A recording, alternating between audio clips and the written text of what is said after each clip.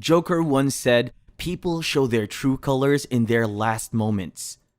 People commit bad things intentionally or sometimes accidentally, but if the convicted feels the guilt, maybe there is some light hidden in the darkness. But if they have no remorse, that's the embodiment of pure evil. In this video, we'll talk about these criminals who showed no remorse for their guilt. This is Ronnie ONeill. In Riverview, Florida, he is being investigated for 2 separate murders. At the time of the shooting, ONeill was 29 years old when he mortally wounded his then-girlfriend, Kenyatta Barron. After this, he was responsible for the death of their daughter by repeatedly hitting her with a hatchet. She was only 9 years old at the time.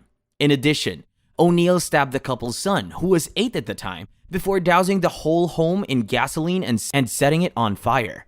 After ONeill escaped the burning residence, he was taken into custody. The son was able to flee the scene, but sustained life-threatening injuries and burns in the process. The girlfriend, who could be heard yelling on the phone before abruptly hanging up, made the first call to 911 about the incident. After 8 minutes had passed, ONeill made a second call in which he said that his girlfriend had attempted to take his life. Following his arrest, ONeill is now in a mental state that allows him to effectively defend himself in court. During the trial, he subjected his now 11-year-old son, who he had previously stabbed, to a line of cross-examination, during which the son detailed all that had transpired. ONeill suggested that the prosecution was making up evidence that was already on record. Following the conclusion of the trial, while ONeill was being sentenced, the judge said that this was the most difficult case she had ever presided over. "This is the worst instance ever in my life, and believe me, I've seen some atrocities," added the judge. "I've seen some horrors." He went on to say that he did not feel remorse for his actions in any way. "I do not apologize for anything that I have not done, and I apologize not even once." ONeill observed that for the things I did do, ONeill was being handed a total of 3 life sentences, in addition to an additional 90 years in prison without the possibility of release. And as for ONeill's kid, the detective who was caring for him on the night of the killings ultimately decided to adopt him. The following individual is Randall Moore. Because of the crimes he committed against his ex-wife, Reese and Lynch, he faces the possibility of serving 3 consecutive terms of life imprisonment. Lynch had divorced her husband and then obtained a restraining order against him after leaving him. Officer Todd Rowland rushed to the screams coming from the apartment, where he was subsequently shot and injured, which led to more kidnappings and the death of his estranged wife. This resulted in further kidnappings. Moore had a conversation over the phone with a 911 operator not long after that. Moore explains his actions by saying, "I didn't want to do any of it. My only wish was to spend time with my kid. I only wanted to see my kid, who is now 7 years old." Not much longer after that, others turned themselves in. This time to Officer Rowland. As the judgment is being given out, he has surgery on his hand but provides little more than a tiny nod in response. As a jury, we have concluded the defendant is guilty of first-degree murder. According to jury selection, we the jury find the defendant guilty of abduction in the first degree, guilty of sexual assault in the first degree, and didn't even try to commit murder. In a victim impact statement delivered after Lynch's punishment, her mother says, "My daughter, Tristan Maria Lynch, was cruel, horrible, and vile. You are now dead and rotting and repugnant to me." Moore's response to this was, "Read the diary," she wrote. "She had an immense hatred for you, you loser." Moore said that he did not feel any regret for what had taken place, but he did not apologize for the action that he had taken. And I'll tell you straight out what I think. I don't even feel the slightest bit guilty about Tristan's death. All these things might have been avoided. The only thing I asked of you was to let me see my child. From that point on, you won't ever see her again, he told her. However, the judge is now speaking, and he says if somebody didn't know what a piece of work you were before you began talking, they do now. The judge has ruled that I am not permitted to punish you any more than I already am. If I had the opportunity, I would. Moore received a cumulative sentence of 3 life terms in addition to an additional 25 years for attempted murder. The next one is Keith Ferguson, who is from Michigan. He was indicted on 12 charges of crime, including abduction and murder, and sent to stand trial. Ferguson, who was 40 at the time, was having an argument with his wife, Tiffany Ferguson, about getting a divorce when he started to violently beat her, and then he shot her and killed her in front of their 4 children. The incident occurred during the fight. After that, he takes Tiffany's children to her parents' home and kills his future father-in-law there in front of the children. After escaping the first confrontation, Ferguson broke into a neighboring residence, took the homeowner hostage, and then locked himself inside the house.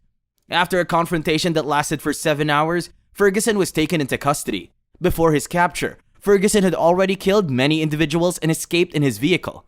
Everyone was perplexed by Ferguson's behavior and lack of contrition at his court appearance because of the scenario. During the sentencing of the defendant, Tiffany's closest friends delivers a victim impact statement in which she says that she had always believed that Keith would harm his wife. I did not doubt that he would murder her one day. He has an unhealthy obsession with his children. I adore both of them so much. As that buddy pointed out, they murdered their mother and grandpa. When questioned about his children, Ferguson said unequivocally that he had no desire to ever see or communicate with them again. The court retorted by stating that the behavior in question exemplifies the term insanity. You have some serious psychological issues that need to be addressed. A sentence of life in prison without the possibility of release was handed down to Ferguson. Next, we have Michael Swanson. He was just 17 years old when he embarked on a murderous rampage in Iowa, where he murdered 2 gas station workers within the space of 1 hour. Vicky Bowman Hall, who was 47 years old at the time, was working at a petrol station in El Gato, Iowa, when Swanson walked in wearing a ski mask and brandishing a revolver. He demanded money and smokes from her. Swanson had no issue complying with the request, yet he still ended up shooting and killing the woman. After an hour, Swanson committed the same conduct once again in Humboldt, Iowa, at a different gas station, this time resulting in the death of Sheila Myers. When officials located his car 60 miles distant from the scene of the shooting, they were able to capture him. Both of his victims complied with his request, yet they still ended up dead. It gave the impression that Swanson's sole objective was to kill people. Swanson's response, which he used as his theme, was something along the lines of, "Some people say it feels strong, or it's a type of rush you would get when you pull the trigger." A total of 4 charges, including 2 counts of first-degree murder and 2 counts of burglary, were brought against Swanson. All of the charges about Swanson's motivations were refuted by the fact that Swanson himself said he then purposely and deliberately premeditated shooting the clerk, causing her to die. "I did this intending to put an end to her life." Now, as one of the victim's daughters make a victim impact statement, Swanson sits utterly unmoved and listens to her. "How could you do what you did to my mom and family?" she asks. "I need to know whether you have any remorse at all. Do you feel guilty about what you've done? When you walked in with that gun, not only was my mother unequivocally and fully innocent, but she was also a helpless lady. You said that you did it for smokes, money, and so that no one could identify you. But I believe it to be a lie on your part. You did it because, as you said in a subsequent statement, it was the only way you could feel strong."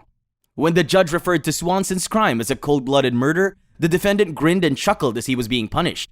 "Young guy, you murdered in cold blood. You were dangerous. You're unpredictable. You're going to spend the rest of your life behind bars." Swanson was given 2 life sentences, and 4 years into his term, he cut the throat of another prisoner. During this time, Swanson was already serving one of his sentences. So that concludes our video. Please share with us in the comments below. Give the video a thumbs up if you liked it, and make sure to subscribe to our channel for more videos like this. See you at the next one. Until then, peace.